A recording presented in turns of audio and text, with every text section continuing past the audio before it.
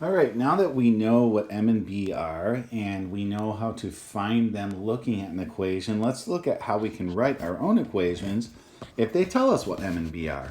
All right, and this is, if you followed along with the last thing, this is basically just kind of reversing what we just did, reverse engineering as I like to call it.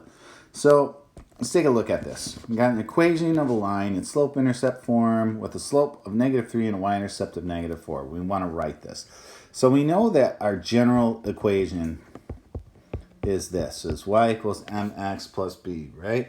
So if it's y equals mx plus b, you know that you're going to have y, and we know that we're going to have an x, and then it's just a matter of we're going to figure out what m is, and then we're going to figure out what our b is.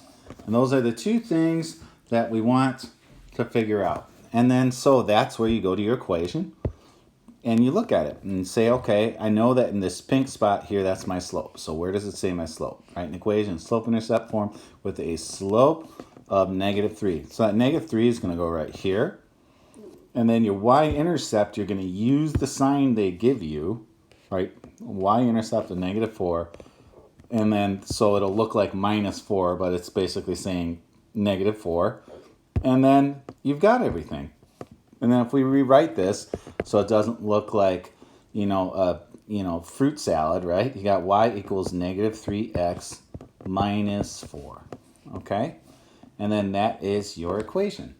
And it really is that simple. It's just kind of picking these things up and plopping them in place where they go. That's all you're doing. So let's look at some more examples. So we've got y equals something x, and then our b goes next to that. So the m is your slope, right? And so you just look in the equation, slope is 1/2, so we're going to put your 1/2 right here. And then your y-intercept goes next to it, and it's 6. So if it doesn't have a sign, that means it's positive. So it would be +6.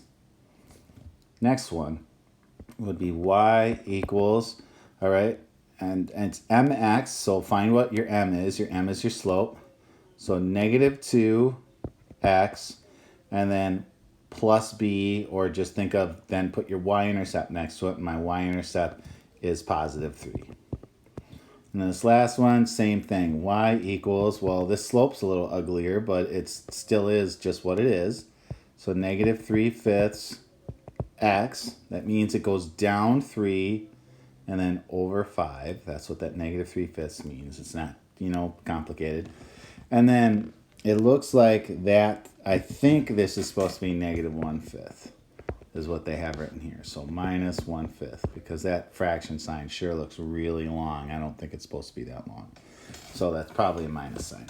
So that's why this looks the way it does. You just pick the stuff up, you drop it, and you put it in place where it's supposed to go. Okay, so I hope this is helpful to you. Most of the problems are not this straightforward and this easy, but it does kind of start from sort of understanding where those parts go in these equations. So next video, we'll start looking at how to do this from graphs.